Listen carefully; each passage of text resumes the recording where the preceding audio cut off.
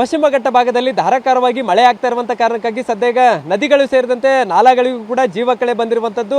ಅದರಲ್ಲೂ ಮುಖ್ಯವಾಗಿ ಕಳಸಾ ನಾಲಾ ಈಗ ತುಂಬೆ ಹರಿತಾ ಇರುವಂತದ್ದು. ನಾನೀಗ ಕಳಸಾ ನಾಲಾ ತಟದಲ್ಲೇ ಇದ್ದೇನೆ. ಸದ್ಯ ಯಾವ ರೀತಿಯಾದಂತಹ ಪರಿಸ್ಥಿತಿ ಇದೆ ಅನ್ನುವಂಥದ್ದನ್ನ ತೋರಿಸ್ತಾ ಹೋಗ್ತೇನೆ.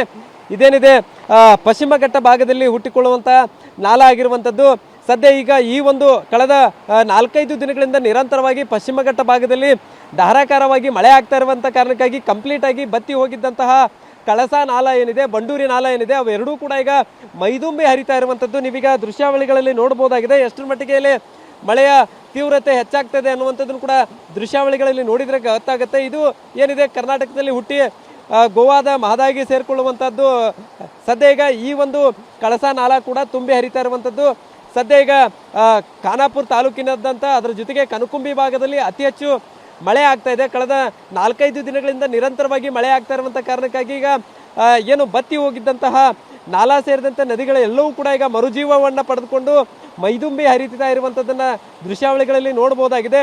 ಸದ್ಯ ಈಗ ಈ ಒಂದು ಭಾಗದಲ್ಲಿ ಈ ಬಾರಿ ತಡವಾಗಿ ಮಳೆ ಆರಂಭ ಆದರೂ ಕೂಡ ಸದ್ಯ ಈಗ ಮಳೆರಾಯನ ಕೃಪೆ ತೋರಿರುವಂಥದ್ದು. ಹೆಚ್ಚಿನ ಪ್ರಮಾಣದಲ್ಲಿ ಮಳೆ ಆಗ್ತಾ ಇರುವಂಥದ್ದು. ಹೀಗಾಗಿ ಒಂದು ಕಡೆ ಕುಡಿಯೋ ನೀರಿಗೂ ಕೂಡ ಆತಂಕ ಪಡುವಂಥ ಸ್ಥಿತಿ ಬೆಳಗಾವಿ ಜಿಲ್ಲೆಯಲ್ಲಿ ನಿರ್ಮಾಣ ಆಗಿತ್ತು.